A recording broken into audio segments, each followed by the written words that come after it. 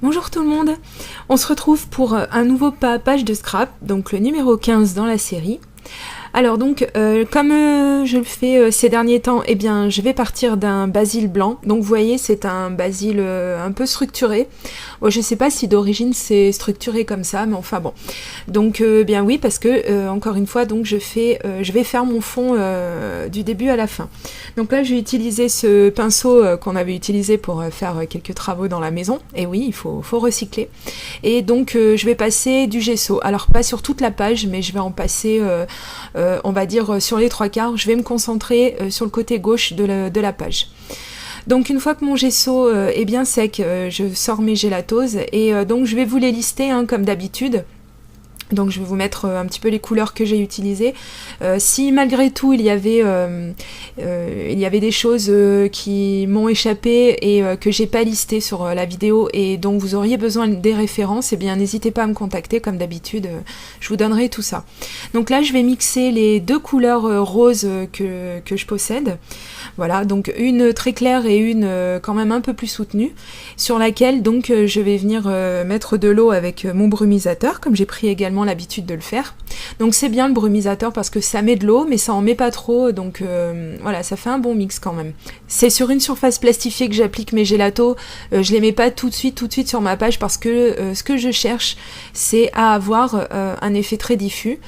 Et donc même si c'est vraiment très très diffus au début, donc c'est un petit peu comme ça que je voulais ma page, et puis on verra qu'au fil du temps, je vais quand même accentuer un petit peu le résultat.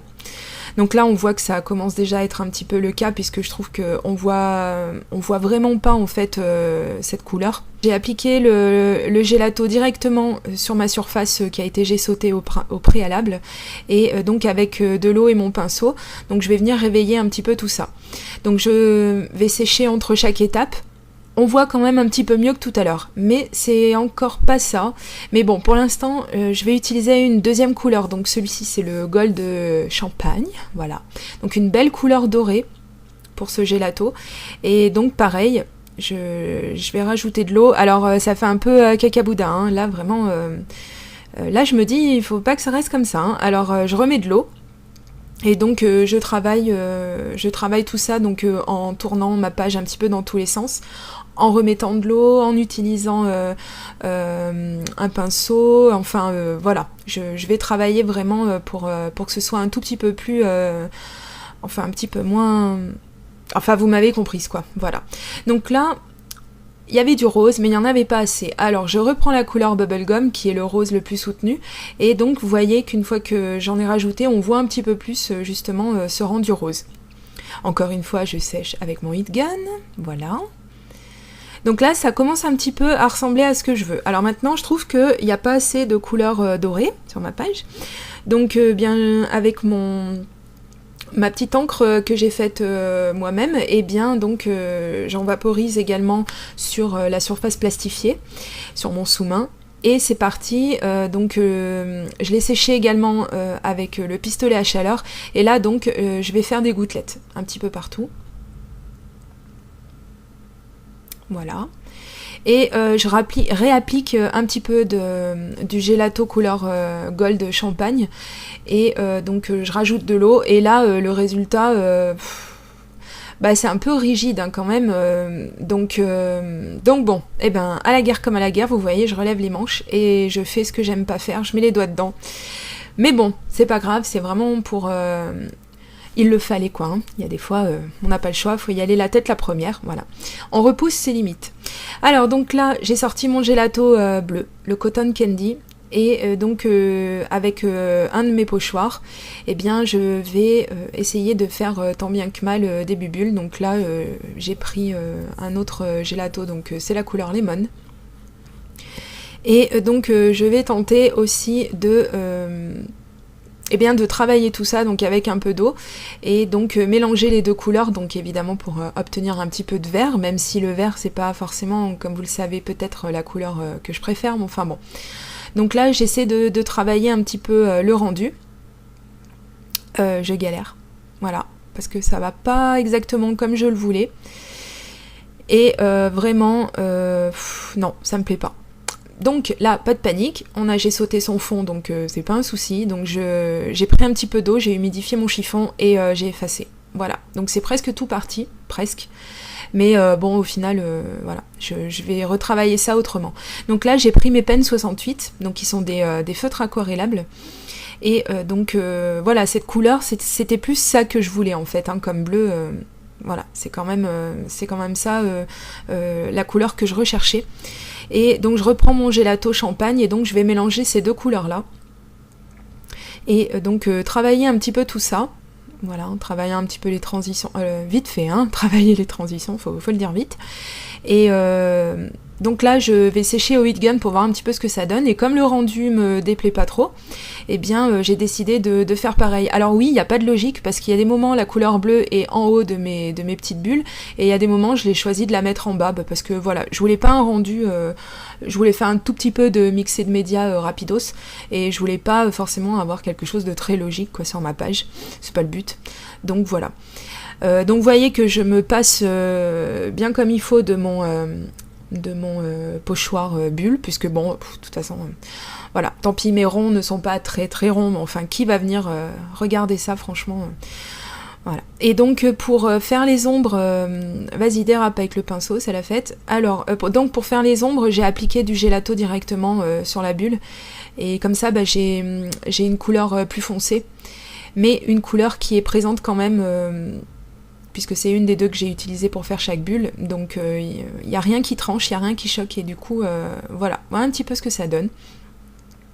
Alors ça fait un petit peu bazar, hein, là, vu comme ça, ça peut... voilà, mais bon, je vais retravailler tout ça, bien entendu, je vais pas m'en arrêter là. Donc là, vous voyez comment j'ai fait, donc j'applique le gelato, et puis donc voilà, je travaille ça un petit peu à l'arrache, mais j'aime bien le résultat au final. Donc voilà ce que ça donne. Donc je vais pas m'arrêter là, je vais faire encore, si je me rappelle bien, encore une ou deux petites bulles. Voilà. Donc même moi qui aime pas le vert, eh bien cette couleur me déplaît pas. Au final, je trouve qu'elle s'accorde bien avec les couleurs que j'ai mis sur l'arrière-plan. Du moins moi ça me plaît beaucoup. Et donc là, allez hop, on relève encore les manches. Je vais mettre de la gouache blanche, et donc vous me voyez arriver avec mes gros sabots, hein, comme d'habitude. Donc il y a Jennifer qui me demandait, c'est pour ça que je laisse la séquence quasi en intégralité, donc qui me demandait comment je faisais pour avoir des taches très blanches. Donc eh bien voilà, hein, tu vois, tout simplement, je prends de la gouache, je mets un peu d'eau, quelques gouttelettes d'eau par-dessus, j'essaie de garder quand même une grosse proportion de couleur par rapport à l'eau, évidemment, pour avoir donc ce résultat plus prononcé. Encore que quand ça sèche, honnêtement, ça reste encore très très subtil. Il faudra que je trouve une autre méthode pour vraiment avoir des gouttes très blanches. Mais bon, pour l'instant, ça me convient bien, et j'ai essayé de les localiser sur les bulles. Donc là, je prends ma recharge de Distress Vintage Photo, donc j'en ai appliqué une petite goutte sur mon plan de travail, et j'ai mis de l'eau. Et donc, eh bien, même processus, hein, j'ai repris un pinceau, et donc, eh bien, encore une fois, je refais des taches, mais par contre, je voyais pas de noir sur cette page, bizarrement. Ça, ouais, comme quoi ça m'arrive, hein, vous voyez, on n'est pas obligé de mettre du noir partout. Et oui, je voyais plus des taches couleur ouais, vintage photo, exactement. Donc c'est ce que j'ai fait. Et au début, les taches étaient trop petites à mon goût, alors bien j'ai pris un pinceau plus gros tout simplement, hein, donc ça fait logiquement des taches un petit peu plus grosses. Et donc je trouvais que les bulles se fondaient un tout petit peu trop dans l'arrière, sur mon arrière-plan. Donc bah, tout simplement j'aurais pu prendre un crayon de couleur aquarellable, j'aurais pu prendre un crayon de couleur tout court, mais j'avais mon crayon de papier à portée de main, et au final eh bien, je trouve que ça va très très bien. Voilà, j'ai estompé un tout petit peu au doigt par moment, pour avoir un résultat toujours dans le diffus, hein, puisqu'on a bien compris que c'était mon mot d'ordre. Et donc voilà, bon, moi ça me plaît beaucoup. Vraiment, je trouve ça très très sympa, avec les taches blanches, les taches... Ah oui, on voit aussi des taches roses, parce que j'en ai fait évidemment aussi avec... Pourquoi évidemment d'ailleurs? J'en ai fait avec mon gelato rose, voilà. Mais je ne l'ai pas filmé. Donc voici la photo bien que je mettrai sur mon arrière-plan. C'est une photo qui date de l'année dernière, c'est quand mon loulou était encore tout petit. Et donc je vais utiliser un des papiers de ce bloc Artifet Diffusion. Alors eux, ils se mouchent pas du coude parce que c'est même pas de la marque et au final leur bloc coûte encore plus cher que des blocs de marque. C'est formidable. Enfin bon, celui-ci j'ai pu l'avoir moins cher que prévu, mais n'empêche que voilà quoi, je tenais à souligner que des fois voilà, c'est un peu le monde à l'envers, voilà, hein, c'est un peu la queue qui remue le chien, j'ai envie de dire, mais bon. Et donc, j'utilise également, voilà, c'est du Eco Park Paper, et donc c'est le Dots and Stripes, voilà, que j'avais acheté il y a un petit moment et que j'économise parce que c'est des papiers qui sont très simples mais que j'aime beaucoup. Et comme je trouvais que je n'avais plus assez de roses sur ma page, et oui, et bien donc je reprends le gelato le plus clair, donc couleur guava, je sais pas comment ça s'appelle, et donc avec un petit peu d'eau, donc j'en ai mis sur un bloc acrylique et je vais le faire plusieurs fois parce que vraiment sinon on voit pas du tout la différence. Et donc bien vous voyez, encore une fois, j'ai appliqué de la couleur et ça reste encore une fois très diffus. Va falloir que je me trouve un synonyme parce que diffus, il y en a un peu marre. Bref, alors donc là j'ai sorti ma Versafine et mon super tampon, donc je remercie encore Marie Scrap à tout prix, c'est grâce à elle si je l'ai et si j'ai pu l'avoir pas cher je veux dire, parce que je cherchais un tampon écriture de fond et celui-ci c'est vraiment le plus beau que j'ai jamais vu, rien que ça. Non mais c'est vrai, je l'aime beaucoup. Donc bien je tamponne de la Versafine par-ci par-là, voilà, pour avoir un résultat très aléatoire. Et donc là je vais commencer à coller les éléments, donc la photo sur son papier de matage, voilà. Donc vous me voyez faire, enfin ou vous me verrez plus tard, je mets de l'adhésif uniquement au centre et c'est une technique que j'ai apprise sur les vidéos des américaines entre autres et c'est super parce que ça permet de pouvoir ajouter des choses sur les contours.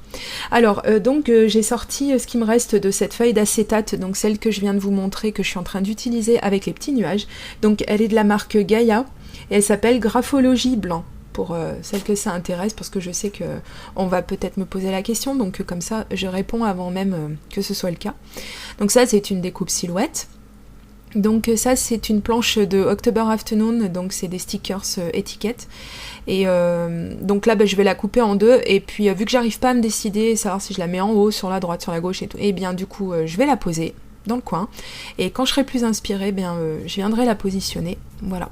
Donc j'ai rajouté également un morceau de calque à l'arrière, ça c'est une petite chute de papier que j'ai choisi de couper en fishtail, en petite queue de poisson, enfin en bannière comme ça. Et donc je l'ai fixé à la colle et je viens mettre aussi un petit coup d'agrafeuse parce que je trouve que le look est vachement sympa. Donc ça y est, au bout de X temps, j'ai enfin trouvé où est-ce que j'allais mettre mon petit bout d'étiquette. Donc ça c'est une découpe qu'on m'avait envoyée, alors me demandez pas qui me l'avait envoyée, j'en ai tellement reçu que je ne saurais le dire, mais si elle se reconnaît, je te remercie. Voilà, même si elle est verte et même si le vert je le porte pas dans mon cœur, évidemment j'en ai sur ma page, donc il fallait que je rajoute des éléments verts. Alors ça c'est une découpe silhouette également, et donc c'est fait sur du papier or, hein, comme tout le monde a pu le remarquer.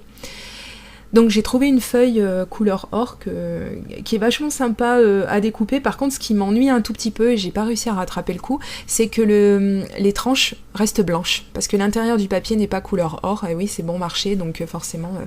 Mais bon, en regardant vite ça se voit pas.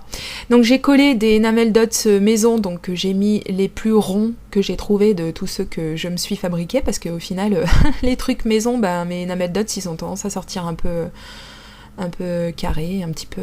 voilà, donc bon, c'est pas grave. Ensuite, j'ai fixé des petites étoiles de Studio Calico, et puis donc ça, c'était des chutes de papier en forme de chevron. Donc ça, c'est une petite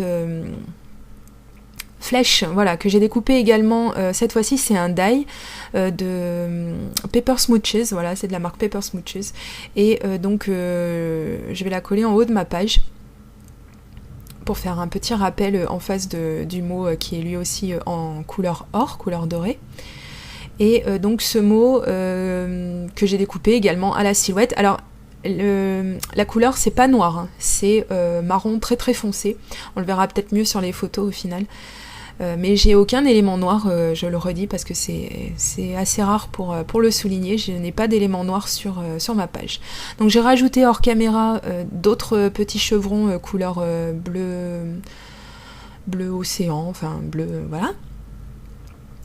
Et donc des petites chutes de papier. Alors regardez, c'est ce que je vous disais tout à l'heure, comme c'est pratique en fait quand on n'a pas collé les bords, eh bien on peut rajouter des petits éléments et vu que moi je suis toujours en train de changer d'avis, de rajouter des choses, en enlever, c'est bien pratique comme ça. Donc là je vais protéger ma photo parce que si au final, j'ai pas d'éléments noirs mais j'ai quand même, je tenais quand même à mettre mes tachounettes noires, juste parce que je trouve que ça rehausse un petit peu tout, voilà.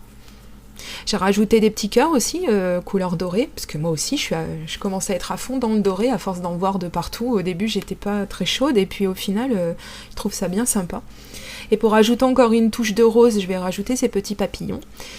Et donc la fleur que vous voyez sous le mot Hello, c'est une fleur que j'ai faite moi-même avec de la webpam et des moules, voilà, tout ce qu'il y a de plus simple. Et donc j'ai vaporisé de l'encre maison dessus aussi. Donc là, je vais élimer mes bords. J'ai retaillé un petit peu mon papier qui faisait donc du 30-30. J'ai dû enlever environ 1 cm de chaque côté. Et je vais prendre ce papier donc de la marque Glitz Now, ou Glitz, je ne sais jamais. Je vais couper donc effectivement l'étiquette. Voilà. Donc oui, vous avez vu tout au long de la vidéo, mon vernis s'écaillait parce que j'ai fait ma vidéo sur, ma page sur 3 jours. Et donc là, j'ai carrément enlevé mon vernis, donc ça doit être le 3e jour. Par contre, je n'ai pas le même pull, c'est juste mon vieux gilet que je mets parce qu'il fait toujours un peu plus frais dans ma scrap room que partout ailleurs dans la maison. Donc j'ai toujours mon gilet attenant. Et donc voilà, parce que c'est vrai, quand on bouge pas, on a toujours tendance un petit peu à avoir froid. Donc là, évidemment, vous me connaissez, il faut économiser. Donc évidemment, j'avais pas laissé à l'extérieur, au dos de mon papier, vu qu'il est caché, j'allais pas laisser toute la page. Je fais de la récup pour d'autres créations. Et donc voilà, j'ai juste collé le bout. Et sauf vous, il n'y aura personne qui saura que effectivement l'arrière de la page. Eh bien, il n'y a rien, voilà. Donc voici ma page finie. Eh bien, j'espère que ça vous aura plu autant qu'à moi. Ah, et un petit bout de... Et oui, quand on élime son papier, du coup, on a beaucoup de résidus, donc j'ai un petit bout qui me gêne sur le mot you. Si je pouvais l'enlever, ça me... Voilà, je crois que je vais le faire là en plus. Ouais, voilà, ça y est. Bon, eh bien, je vous laisse avec les photos de ma création et je vous dis à très très bientôt pour une prochaine vidéo. Gros bisous, bye bye.